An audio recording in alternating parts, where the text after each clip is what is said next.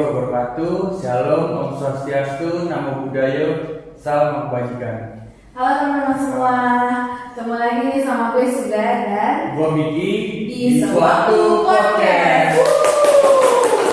Akhirnya kita udah di episode kedua ya, Mike ya. Episode kedua ini kita bakal bahas sesuatu yang gak bakal menarik lah. Apa nih? Episode sebelumnya. Sebelumnya kan kita perkenalan dulu tuh tentang pariwisata tuh apa. Kalau sekarang kita bahas apa nih? Kita Musik mau kali ya. Nah, kalau soal musik, event gitu. lu kayaknya sih udah lebih expert lah dari gue. Gue kan juga sering touring nih ke event kota ikut. Yang ini kan yang sepak bola yang orang-orang itu kan.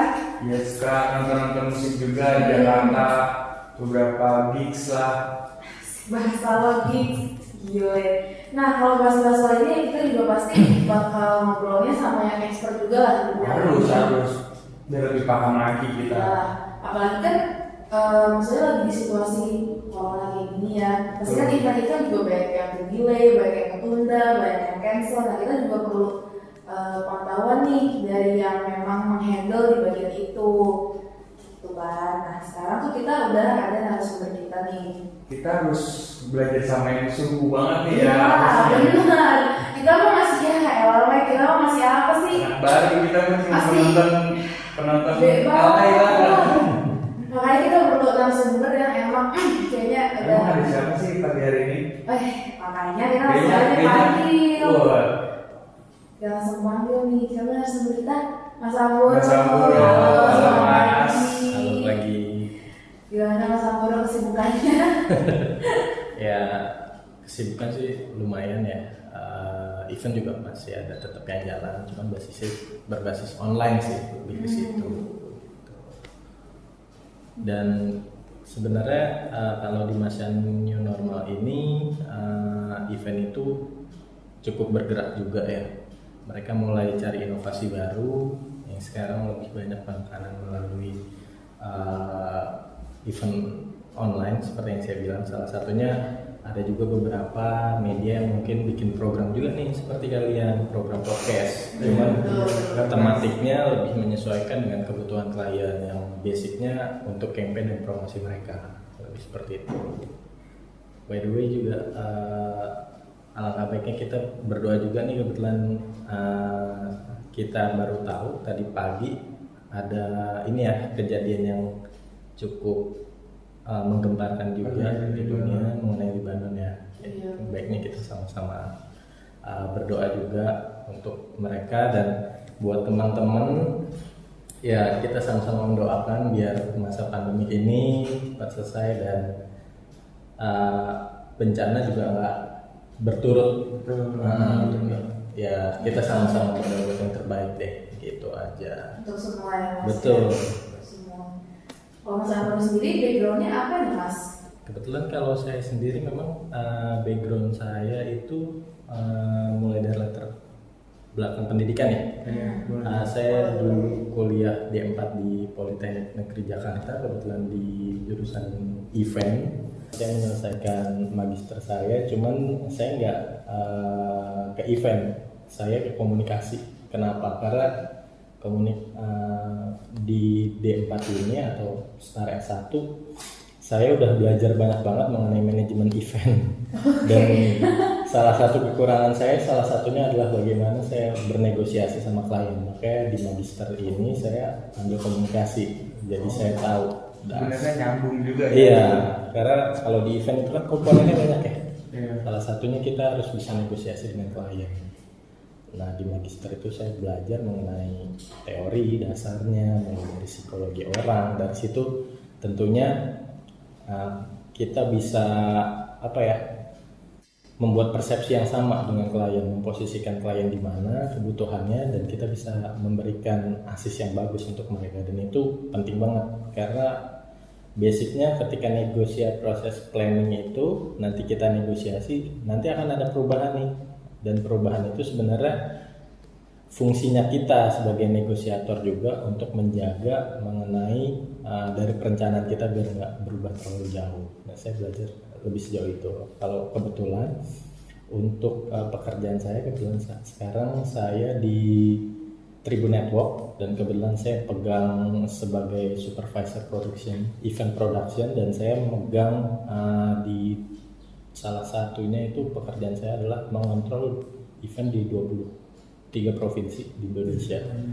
Lebih ke situ sih, dan kebetulan sekarang pun saya dapat tugas untuk ngejaga salah satu media di Jakarta yang ini ya merupakan salah satu cabang dari Tribun Network, salah satu warta kota. Saya juga fokus ke situ juga gitu, jadi double job di masa pandemi kayak sekarang gini. Pekerjaan tetap ini ya Mas, tetap jalan di tengah pandemi. Tapi kalau tadi kan ya Mas sudah sempat sampaikan ya, berarti event-event sekarang ini mulai ke arahnya online. Iya, kalau nggak salah saya juga pernah sempat dengar Mas Ambur sempat ngadain event juga kan di masa pandemi gini. Iya, event yang kebetulan saya pegang program namanya Tribun Backstage, di mana sebenarnya program itu untuk mengedukasi orang yang awam event ya, mulai dari mahasiswa atau misalnya orang yang tertarik mengenai event. Di situ pembahasannya simpel sih sebenarnya, pembahasannya hanya memberikan pengetahuan yang dimana di bangku sekolah itu nggak ada, kayak misalnya cara ngegulung kabel sound kayak gimana. Padahal kelihatannya kayak cuma tinggal gulung aja, ada tekniknya ya. Ada tekniknya. Ada tekniknya Mas. Ada teknik, karena itu nanti ngejaga juga mengenai maintenance kabel itu. Dia bisa bertahan sampai kapan. Nah, terus saya juga biasanya sharing mengenai hospitality gitu, dan beberapa program sih. Salah satunya saya juga menghadirkan senior saya, salah satunya yang kemarin sih sempat mengenai hospitality, mengenai international konser. Ya kalau kalian tahu, salah satunya adalah kasus yang ini loh, sendal swallow yang sempat ngetren oleh EXO.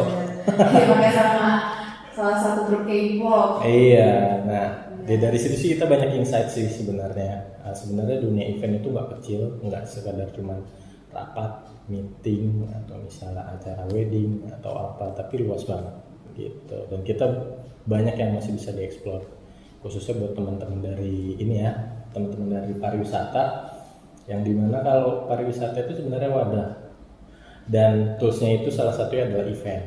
Nah, makanya ya cukup menarik juga sih sharing kita, jadi penjelasan mengenai masa pandemi ini kayak gimana, event itu seperti apa, lebih seperti itu sih gitu. Oke. Nah, kalau misalkan kemarin ini waktu awal corona ya Mas, kan sempat tuh pemerintah ngeluarin kebijakan gimana untuk melockdown semua acara event kan, maupun yang sekiranya tuh mengumpulkan massa gitu.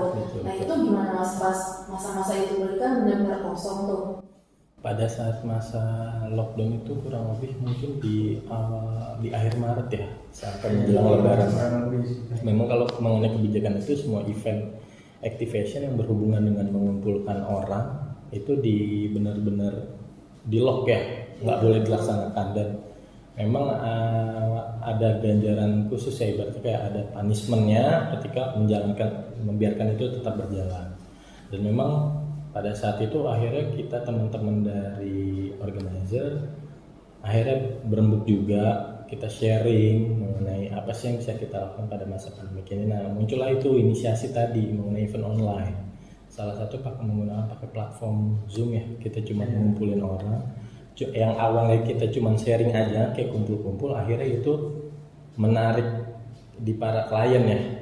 Karena untuk ngejaga tetap gimana sih klien bisa ngejaga in touch dengan customernya, dan dari situ pun muncullah inisiatif baru ya, atau inisiasi baru, yaitu oke, gimana kalau kita adain customer gathering cuma lewat online. Lalu ya salah satunya ada klien yang saya pegang juga, itu kalau yang cewek-cewek pasti tahu lah, brand Sosiola, brand kecantikan. Dan yang sering diskon itu Mas. Betul. Berarti saya mundur dulu ya. Nah, itu menarik banget. Salah satu mereka bikin event presscon juga mengenai pandemi seperti apa, langkah-langkah brand seperti apa, dengan tidak mengesampingkan mengenai promosi dan campaign mereka ya. Dan mereka juga akhirnya bikin customer gathering. Mereka kumpulin tuh selebgram di situ. Nah, kumpul juga nih sama member-member si Sosiola kan, cuma lewat platform Zoom. Ya menarik juga sih, cuman datang ke event Zoom mereka dikasih diskon habis-habisan. Iya. Saya nggak kebahagiaan tuh kursinya tuh mas. Iya. Kan dulu event-event online kan belum terpikirkan sama kita semua. Nah terus dengan adanya pandemi ini jadi kelihatan lebih kreatif gitu mas. Benar juga sih, podcast ini juga menarik banget. Menariknya ya kenapa ya, salah satu program podcast ini kita bisa sharing mengenai kondisi, lalu kalau misalnya kita bawa ke klien, mereka benar-benar bisa menjelaskan. Tentunya dengan catatannya adalah promosi kampanyenya itu tetap sesuai dengan negosiasi antara si klien dan si pemilik project ya, lebih seperti itu. Nah kalau dari sisi government sih sebenarnya sekarang ini udah mulai lebih lebih longgar lah gitu, karena ini kan sekarang posisinya masa transisi. Nah kalau kebijakannya sih di yang lalu itu pada saat lockdown benar-benar nggak ada, cuman setelah after lebaran itu sudah lebih sedikit fleksibel ya, salah satunya menggunakan protokol COVID ya, lebih seperti itu sih kalau dari sisi government gitu.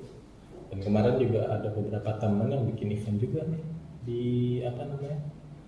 tempat singgasananya RI1, dan mereka bikin event di situ. Sebenarnya event pertemuan doang sih, tapi mereka mulai pakai protokol COVID. Salah satunya yang posisi bangkunya agak berjauhan, terus di depan sebelum masuk itu ada pemeriksaan cek suhu, lalu ada juga penyemprotan disinfektan, lalu juga yaitu penggunaan masker sama hand sanitizer. Lebih ke situ sih kalau protokol COVID-nya kita ya, gitu. Oke, nah kalau misalkan kita udah bicaranya nih soal masa transisi nih mas, dan juga udah mulai banyak-banyaknya event-event online kan. Nah nanti apakah masih ada kemungkinan kita tetap bisa melaksanakan event offline gitu mas? Konser bareng-bareng gitu kan, ngumpul di satu venue gitu. Sebenarnya kalau prediksinya sebenarnya sekarang ini masa transisi ya, new normal. Cuman memang ada beberapa kota itu yang masih ini ya peningkatan untuk penyebarannya. Salah satunya Jakarta. Iya. Tapi memang kemarin juga sudah ada nih yang agak nekat gitu ya.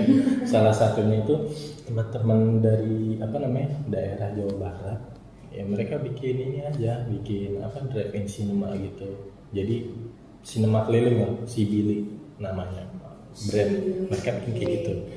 Nah salah satunya mereka bikin, cuman kalau dulu kan kita nontonnya layar tancap sambil duduk ya, cuman ini sedikit dibikin keren, layarnya settingannya lebih bagus, filmnya lebih bagus, dan mereka itu secara protokolnya nontonnya lewat mobil.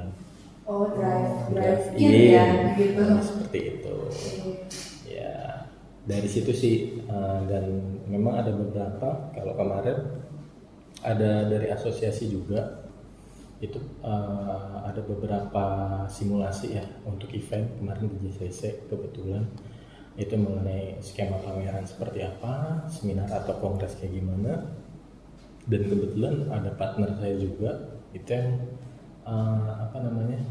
memegang event Jakarta Marathon. Nah kemarin sempat simulasi juga. Nah sekarang sebenarnya lagi proses.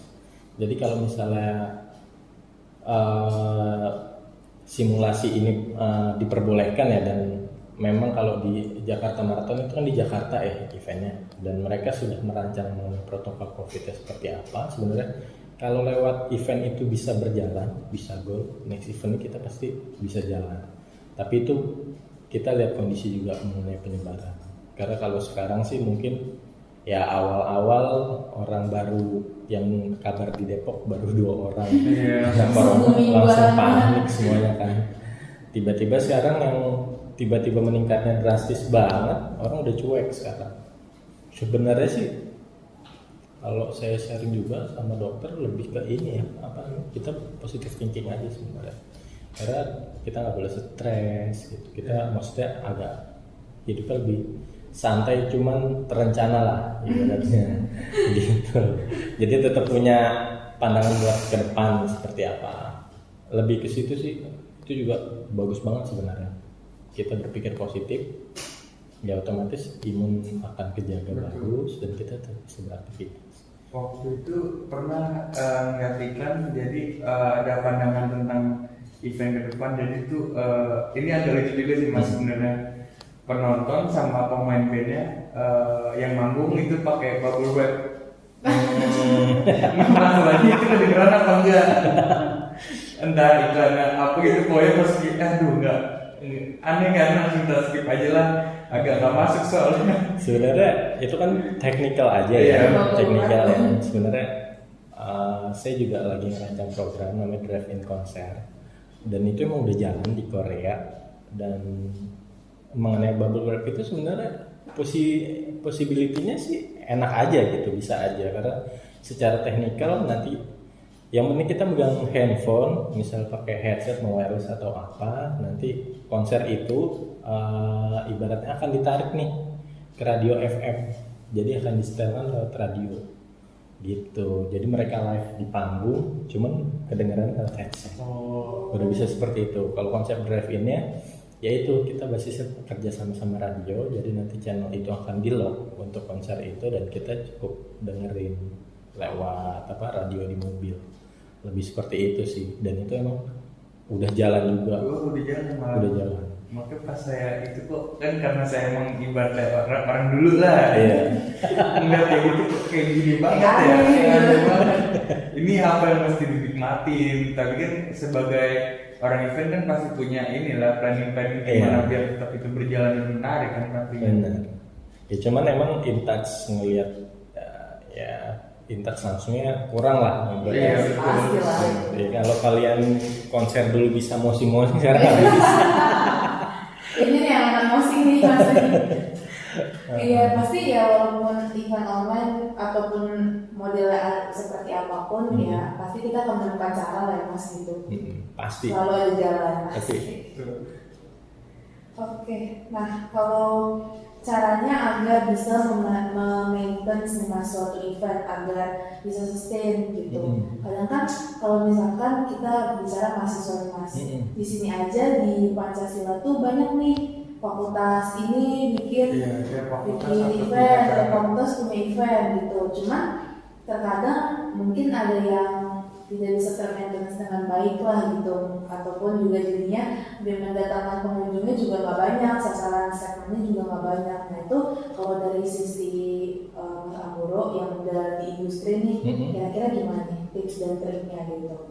Sebenarnya kalau kita kaji secara teori, sebenarnya kan kalau produk itu kebagi dua ya, yang punya valuable atau marketable. Kalau valuable itu kan dia punya nilai nih, jadi benar-benar kalian bikin sesuatu yang baru, tapi itu memang harus punya daya tarik tersendiri gitu, dan itu memang butuh keyakinan buat orang kayak gitu.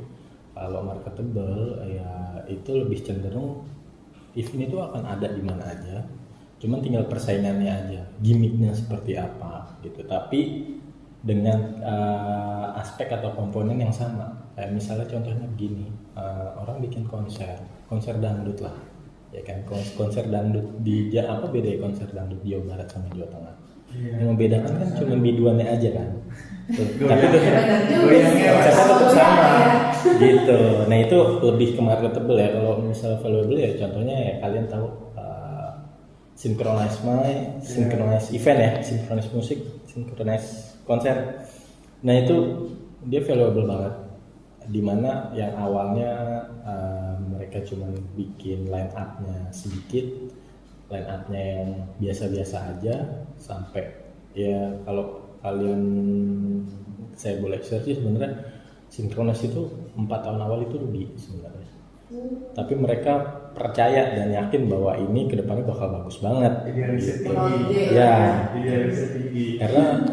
Karena di Indonesia belum ada. Betul. Itu posisinya di situ. Nah di situ mereka tetap bisa create, bisa campaign, dan akhirnya nge-build community-nya juga gitu. Orang mereka tahu segmennya, segmentasi line up indie ada berapa ribu orang sih di Indonesia. terus mereka punya kemampuan berapa sih, dan mereka juga kerja sama juga sama apa namanya startup baru nih. Itu salah satunya mereka tiket itu lewat Bukalapak, lewat Gotix dan lain-lain, dan di situ emang valuable ini merupakan sesuatu hal yang butuh proses gitu dan butuh sabar juga gitu. Sejujurnya saya kebetulan kan operation manager teman saya juga yang handle itu, saya sharing di tahun ke-5 ke-6 ini mereka untungnya bisa beratus-ratus kali lipat dari proyeksi itu, dan menurut mereka itu nutup gitu dengan kerja keras mereka dalam beberapa tahun itu gitu. Nah di situ ya itulah salah satunya valuable itu. Dan kalau kalian tahu di luar negeri itu kayak Tomorrowland, terus konser di Coachella, nah itu kan awalnya orang apa sih ini cuman akhirnya itu ditiru juga di banyak negara, di Thailand ditiru juga gitu loh, dan akhirnya itu menjadi apa ya, kalau Coachella itu hampir orang-orang di dunia itu datang sih buat datang ke iya, mereka kalian pasti tahu, ngerti banget ya, kalau bisa datang ke situ ya amazing lah harga tiketnya ya. Mas, tapi kan tadi gue bicara tentang Synchronize nih. Menurut saya itu kayak nggak beda jauh kayak dari Jack Lot yang musik-musiknya kan Jack Lot itu juga ada musiknya tuh. Benar. Di itu juga dalam satu panggung juga nggak cuma satu genre sebenarnya. Kalau Jack Lot kan hampir sama kayak Synchronize. Nah sebenarnya kalau kita boleh sharing, Jackpot itu kan kebagi ke banyak orang ya sebenarnya. Iya. Nah di situ kalau karena mereka nggak fokus, mereka di situ ada pameran juga, branding juga, dan mereka ngeliatin mengenai trennya, stylenya, hype-nya seperti apa. Kalau misalnya dia fokus di musik itu beda, karena kalau musik itu selalu berkembang kan, berkembang maksudnya orang selalu menikmati, gampang, nggak ada paksaan. Gitu. Tapi kalau misalnya kalau kita ambil contoh Jack Lot, mereka kan sebenarnya fokusnya ke clothing ya, jualan, sebenarnya nggak fokus ke panggung, walaupun kadang mereka ada, saya juga pernah datang juga, panggungnya beda nih, cuman ya itu cuma buat gimmick aja, mereka nggak fokus ke situ gitu. Iya. Kalau kalian ngikutin Synchronize dari awal sampai sekarang, line up-nya pasti berubah-berubah. Sampai sekarang pun ada line up yang isinya orang main keroncong, ibu-ibu main rebana, dan itu orang nonton gitu, karena menarik banget. Maksudnya zaman sekarang ya di mana sih kalian bisa ngeliat pentas ibu-ibu rebana kan? Ya paling kalau yang di kampung-kampung doang, kalau di kota mungkin anak-anak punk. Iya. Anak-anak reggae, makanya namanya Synchronize itu ya. Iya benar. Lucu sih, lucu. Nah itu tapi menarik juga sih. Iya, nah itulah dari event yang banyak bisa dieksplor sebenarnya. Ya, saya juga pernah bikin lucu sih, saya pernah handle dari komponen MICE itu kan. MICE itu Meeting, Incentive, Convention, Exhibition ya. Saya pernah handle insentif, jadi saya pernah handle mengasis wartawan-wartawan dari Jepang untuk keliling Indonesia. Jadi intinya saya ngajak mereka jalan-jalan nih, cuman buat nulis nanti di Jepang untuk promosi. Waktu itu saya ke Pulau Komodo dan mereka ngeliat video YouTube. Ternyata sebelum itu, karena kan saya bawa model juga, terus saya bawa fotografer juga, ada videografer juga, vlogger juga. Si model ini ngeliat dari YouTube, jadi ada program lucu-lucuan lah, kalau kalian tahu di Jepang programnya aneh-aneh, nyeleneh. Iya. Ya kan? Show-shownya gitu. Iya. Nah itu salah satunya, mereka ada yang ini daging diikat di pinggang mereka pakai tali ya. Terus nanti kayak orang itu harus lari buat dikejar-kejar komodo. Astaga. Gitu. Itu nyumbang maut apa gimana ya? Ya itulah. Nah itulah kalau misalnya event kan seperti itu ya. Cuman, nah di sini peran saya ini cukup signifikan karena di sini kan program itu dari Kementerian Pariwisata ya, membawa nama Indonesia. Kalau saya nggak bisa mengasis mereka itu bahaya banget sebenarnya. Saya ada coba negosiasi mulai dari saya kontak dari salah satu ini ya apa namanya sih istilahnya dari government pemerintahan, mereka ada yang nembak saya sampai 35 juta, 60 juta, ikan sampai pada akhirnya kan karena itu nggak memungkinkan kan, which is posisi saya itu udah di pulau juga, mereka minta uang kalau proses transfer itu lama juga, dan saya juga dikejar waktu, ya akhirnya saya bernegosiasi sama penjaganya itu, ini gimana Pak, bisa dibantu nggak sebenarnya gitu. Ya itu kan proses kita bernegosiasi kan, bagaimana ya kasar katanya kita nembus tembok nih, cuman kan itu caranya banyak ya, mau dijebol kayak, atau kita beli tangga kayak, atau kita minta tolong orang buat dilempar ke atas kayak, ya kan. Nah itu salah satunya saya negosiasi itu sebenarnya, akhirnya mau nih penjaga, saya cuma ngasih duit 3 juta ke 6 orang penjaga untuk ngejagain itu. Terus saya negosiasi lagi sama si model ini udah oke, tinggal kamu gimana, tapi resikonya saya jelasin begini. Karena orang Jepang itu orangnya ini banget ya, apa namanya, manajemen resikonya hebat ya, dari personalnya mereka udah diajarin dari kecil. Bimbang nih dia nih, mau atau enggak nih. Ya kan, ya udah saya kasih waktu, lihat dulu tuh kan ada di sana kan ada rumahnya kan rumah panggung, istilahnya kamu lihat pemudanya aja dulu.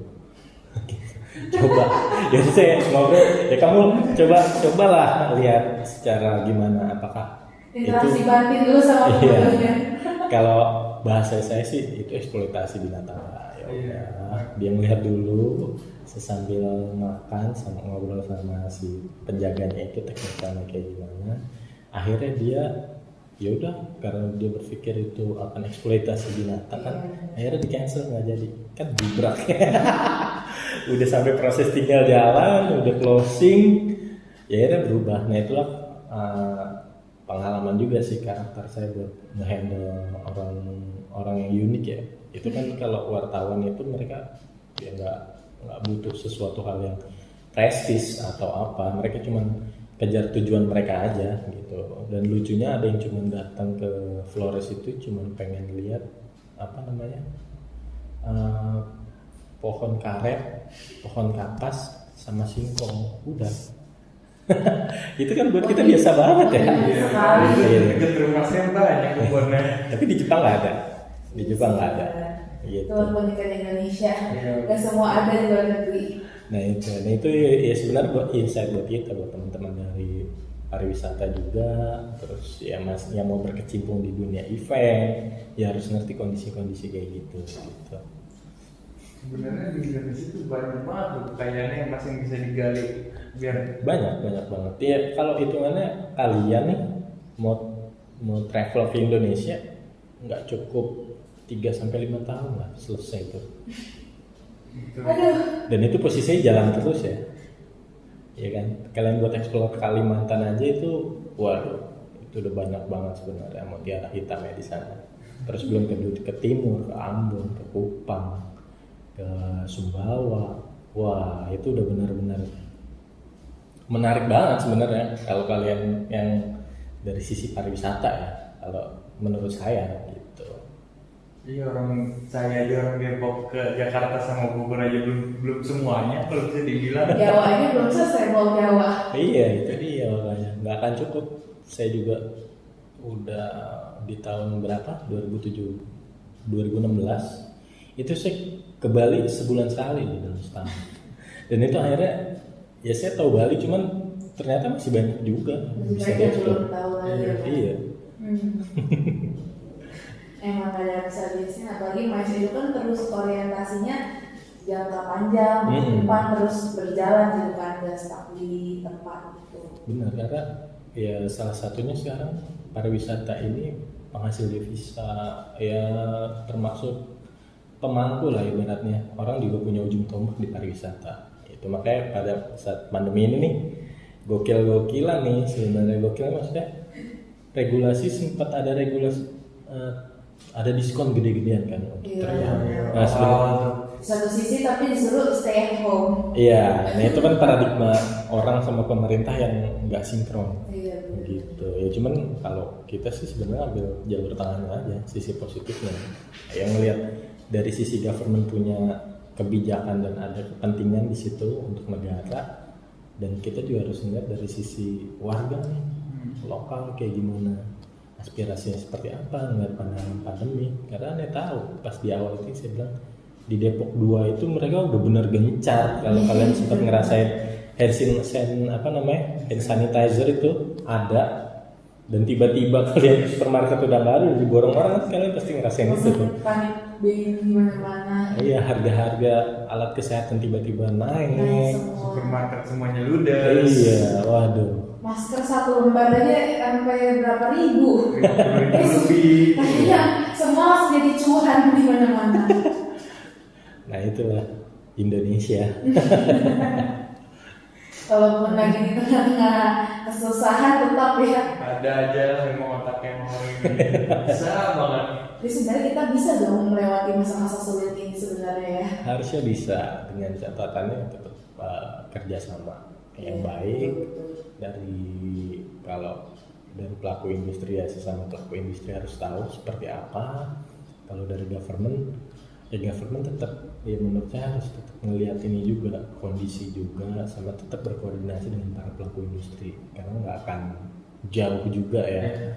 Karena tetap pelaku industri butuh government butuh pelaku industri. Harus saling bersinergi. Iya, tuh.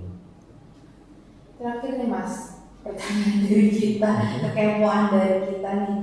Hal apa yang dapat memperkuat penyelenggaraan event di era new normal ini? Kalau di era new normal ini sebenarnya yang lagi hype ini yang sekarang kan di online ini, penggunaan secara maksimal dari platform media sosial ya, salah satu live streaming. Sebenarnya kalau ngejaga eksistensi atau seperti apa, kalau dari pemikiran saya dan ada beberapa teman-teman pelaku industri, live streaming ini kemungkinan besar nggak akan lepas nih, walaupun nanti kita udah masa normal, tapi penggunaan platform media sosial ini akan tetap jalan. Kenapa? Ya karena di masa pandemik ini, salary atau jatah atau uang ya, pembagian yang masih stabil itu sebenarnya pelaku industri di platform media sosial. Ya kalau kalian tahu YouTuber atau selebgram itu langsung tinggi banget. Dan itu pun kenapa ya? Karena pada masa pandemik ini orang mau ngapain coba kalau di dalam rumah, kalau bukan pegang smartphone atau nggak nonton TV, ya kan, dari situ. Cuman ternyata TV itu turun gitu. Iya, udah lama juga Udah lama. ya Mas. Production TV itu turun sejak YouTube mulai hype naik gitu. Iya ya, perbandingannya mungkin udah 50-50 lagi sekarang. Mungkin lebih tinggi dari platform media sosial ya, karena ya kita sama-sama ini aja lah, introspeksi diri. Kalian bangun tidur pasti pegang handphone kan? Benar. Mungkin udah lama banget nggak nonton TV saya. iya. Kalau saya bangun tidur kan kelas online Mas, lain sama Michael. Kalau iya bangun tidur lupa apa malah biasanya gitu.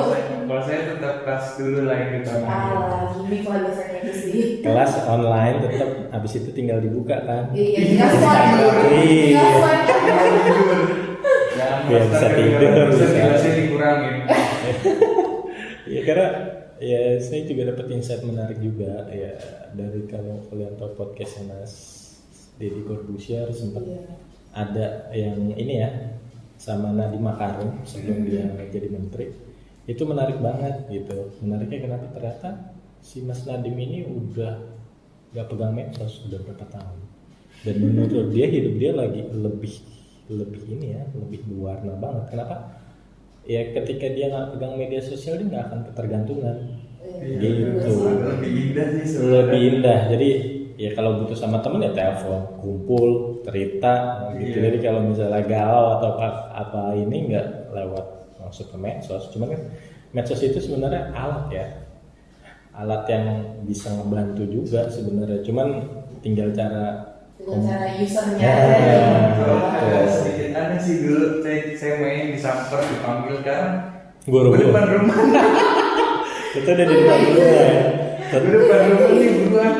Kadang yang harusnya dulu kalau belum pegang smartphone itu ketok-ketok ketemu orang tua temen jadi akrab. Sekarang udah gua nggak enak mau masuk dalam. Iya makanya gitu. Padahal orang tua kita kan juga senang bisa tahu siapa teman anaknya kan.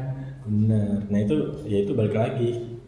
Kalau mengenai komponen yang akan masih tetap eksis ya, kalau dari asumsi saya mengenai live streaming ini gitu, karena live streaming ini sekarang lagi kuat banget dari semua media.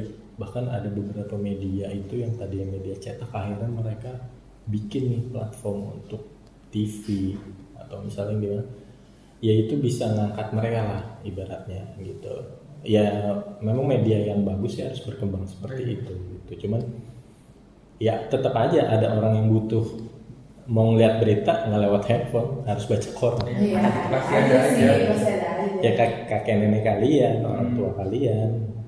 Ya kadang menurut saya, termasuk saya juga sebenarnya ketika saya ngebuka koran sama ngeliat berita lewat handphone itu beda. Iya, Rasanya beda. feelnya beda aja gitu. Benar-benar. Dan juga ngerasa kayak gitu. Jadi walaupun ya zaman berubah, teknologi juga semakin maju, ya kayak di hambatan lah. Selalu kembali lagi selalu jalan. Gitu. Oke, ternyata kita udah banyak banget. Di waktu nih mas, banyak banget nih. Kita juga udah banyak ngobrol soal event di era new normal bakal kayak gimana. Kita punya pandangan ke depan kayak gimana. Jangan jadi langsung skeptis lah lagi corona kayak gini, tetap selalu ada yang bisa kita lakukan gitu.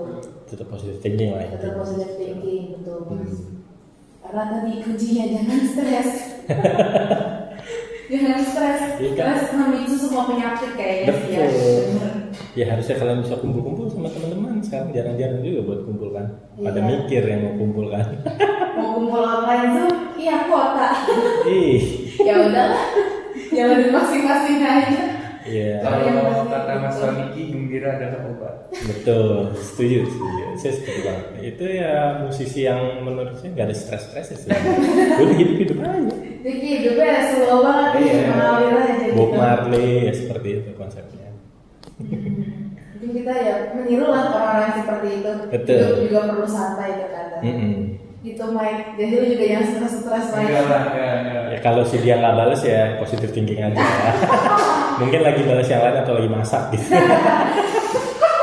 Kalau balas yang lain sih kayaknya kenyataan sih itu mas. Bukan lagi positive thinking gitu. Oke. Ini ilmunya banyak banget. Iya. Walaupun agak bercanda tapi sebenarnya isinya tuh ada banget tuh ya kan dari Mas Amboro ini. Dan kita juga satu podcast ini gak bakal selesai sama Mas Amboro doang. Kita bakal lanjut ada beberapa episode lagi. Pembahasannya pun juga berbeda, bukan tentang Mas aja atau tentang pariwisata aja, tapi akan tentang tourism education. Gimana sih pariwisata itu gitu, jalan pariwisata itu seperti apa gitu kan yang lain. Betul. Oke, mungkin kita terima kasih sama Mas Amboro atas waktunya. Terima kasih. Dengan di tengah kesibukannya nyempat-nyempatin datang ke suatu podcast yang masih baru berlepas ini. Gitu. Terima kasih Mas. Michael, mungkin lo masih ada beberapa kata-kata penutup nih. Kata-kata mutiara intinya salam semangat and keep full service. Terima kasih teman-teman. Jangan lupa nantikan episode-episode selanjutnya di Sewaktu Podcast. Bye.